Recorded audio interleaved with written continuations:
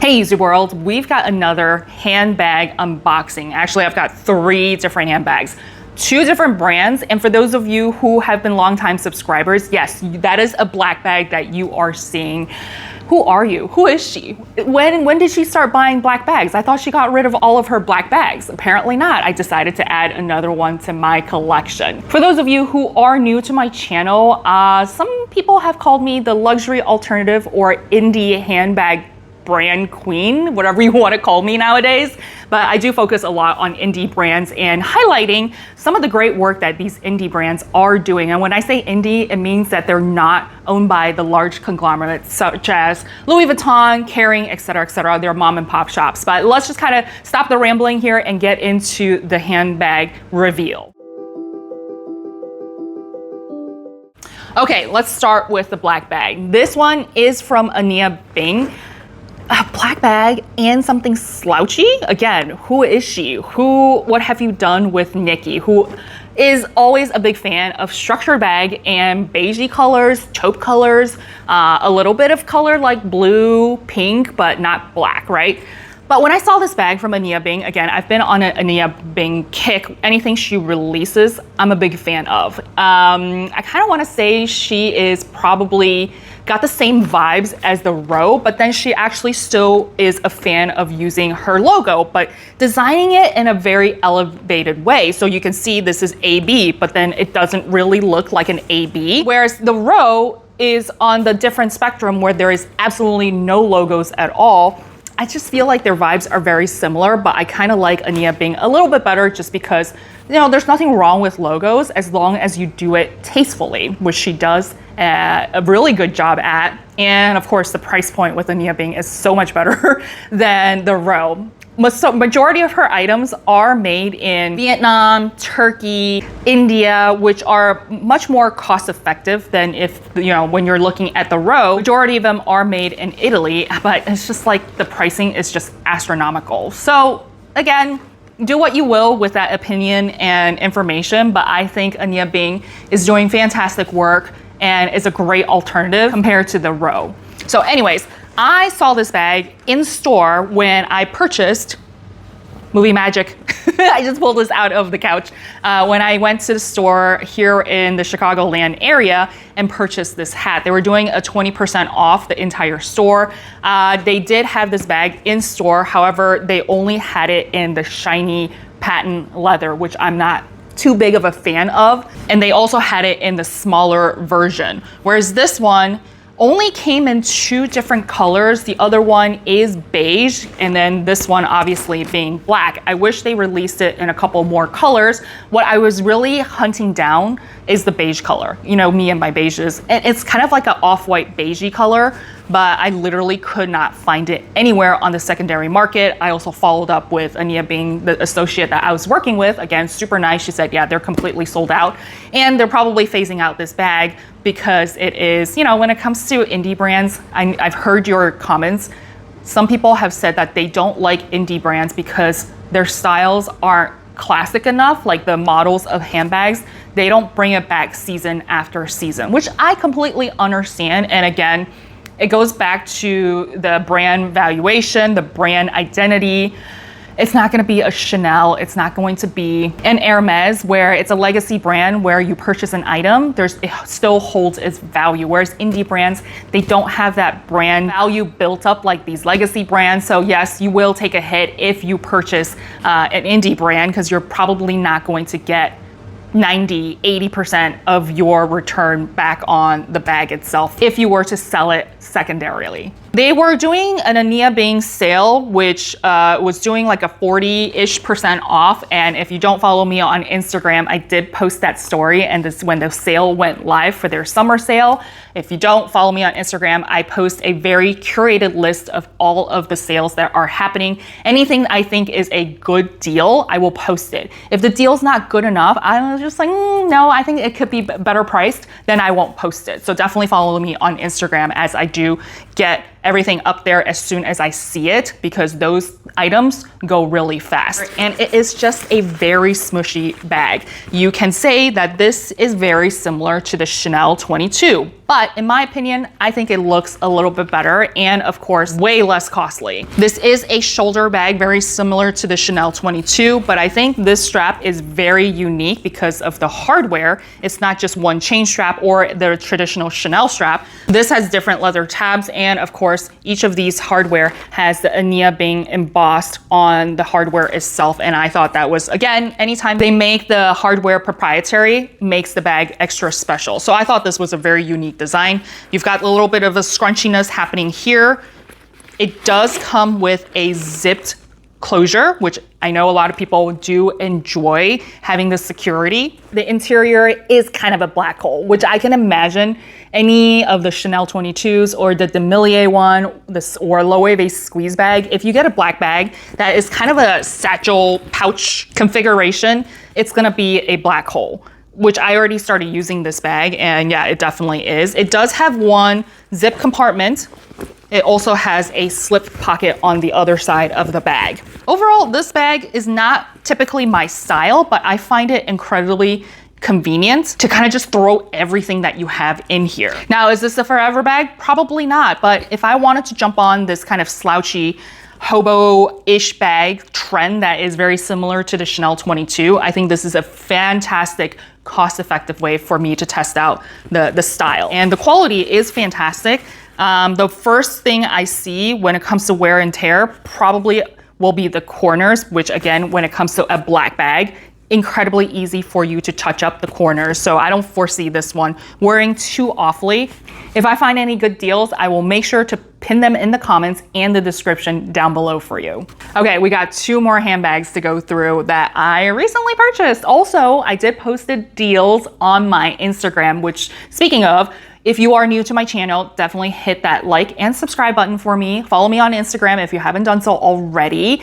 If you are new, drop me a comment down below. Let me know you're new here so I can welcome you to my channel. For those of you who are returning, I'm so glad you're here and sticking with me. This summer has been a little bit crazy, so I've been doing less of an upload, but hopefully still good quality content. If you are enjoying it, just say hi to me, drop me a comment. You know what to do. I rely on you every single week. So, Smaak Amsterdam, obviously a Dutch brand, and I've been eyeballing them for quite a while, and I did cover them in one of my indie brands that you didn't know. I did there's a whole entire series if you want to go check out that playlist and explore indie brands that is not, again, usually the part of the big conglomerates that we are a little bit tired of. There is luxury fatigue that is happening and everybody's talking about it, how everybody is looking towards mid-range brands. So if you want to go down that playlist and go find something unique, definitely go check that out.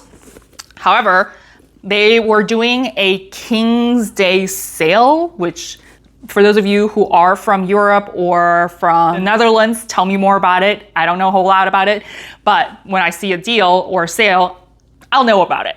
And of course, jump on that.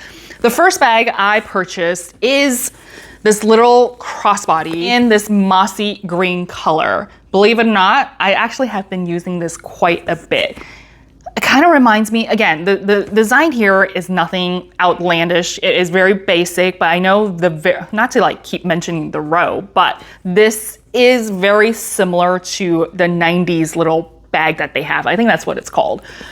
So similar shape, however, that one only comes in very limited colors, very neutral, whereas this one is this olive mossy green.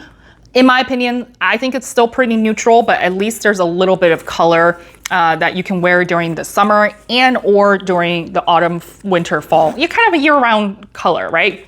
And it's just a really low-key bag, and it's a very well-constructed bag. So you see there's the zipper up top here. It doesn't go all the way through, which I've got big hands, so it can get a little bit inconvenient for me to go in and out of the bag. Is it end of the world? No, it's not. But the zipper itself, super smooth. Love that.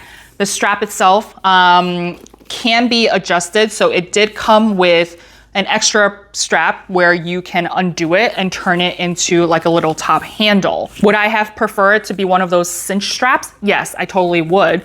However, this is, again, not a break deal. It just doesn't look as cohesive, if I can say that word correctly. So like I said, I have been wearing this and my usual essentials do fit in there, like my dress up your purse mini M pouch, my Go Yard card holder. I got a little hair clip, my Invisalign retainer case thing, and like 3 more tampons in there, which I'm not gonna pull out. The interior is just an open compartment, can't really see in there, and you do have the Amsterdam Smaak, the leather tab sewn on here. There is a black tab on the side of the bag in the interior where it says, design in Amsterdam, the Netherlands, 100% genuine leather, 100% polyester for the lining of the interior. It does not say where it is made, if that is important to you. My guess is probably either Turkey or China. However, I was reading their website. They talk about sustainability. They talk about working with a family-owned manufacturer that has been, I guess the relationship has been there for quite a while, but they don't really say where or who. So it would be nice to get a little bit more clarification so that you can kind of demonstrate your transparency. And the bag itself did come with this tag where it says member of the leather working group. So kind of, again, sounds a little bit fluffy just because you are a member of that. Like, again, just my feedback as a consumer and how I feel about it. But overall, the quality of the bag, the leather smells great. Is it the strongest leather smell? No, it's not, but it does still smell like leather. I'm looking at the stitching. It's done quite nicely. The glazing looks fantastic. The hardware is a brushed gold hardware. Taking a look at the foiling of their logo on there, very small, inconspicuous, and it is done very nicely. Very crisp, looks fantastic. But overall, this is just a very simple bag. The only feedback I would give is tell us a little bit more, like where's the family? You talked about working with a family. Talk a little bit more about that. I would love to learn a little bit more who this family that crafted this bag, or all of your bags are, the background, the story. All right, let's take a look at the second bag I purchased. Again, this is during their King's Day sale. So majority of these bags were, I think 30 to 40-ish% off. I did get free shipping. I did not get charged duties. And it's on the other spectrum of the color, right? Like green. And then this one's kind of like a coral, brickish, pinkish. I really enjoy this color. It's kind of unique. I haven't started using this bag just yet because I've been really enjoying this one, and I started using this one, of course, distractions with Hermes, yada yada. However, I'm excited to start using this one because it seems like such a cute summer bag. The color might not be something I want to wear during the dead of winter, so I would tote this one to be a little bit more of a summer bag. The strap on this one is a little bit thicker, as you can see, so I think it will be relatively comfortable. It does come with this extra hang tag, which I don't know. I feel like it's kind of unnecessary. Same kind of hardware, brushed gold hardware. And what's unique about this bag is that you can actually unhook it to make it a top handle bag, which I think you could just, tuck the strap in here. Might be a little bit too big, but I just thought that this was a very unique design where if you want to turn it into a crossbody bag, you just hook it on. And they kind of look like robot ears, sort of. I don't know, maybe. Strap is adjustable with the different lengths and the holes right there. You've got a little bit of a top handle, and then you've got the zip compartment where the interior, unlike the other one, it does have a slip compartment on one of the sides. Feels like microfiber suede, but the leather outside is fantastic.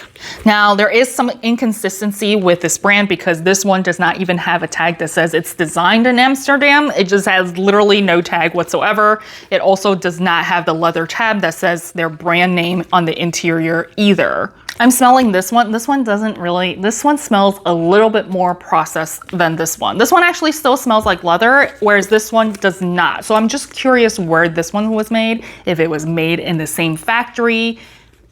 Again, not a whole lot of information on that.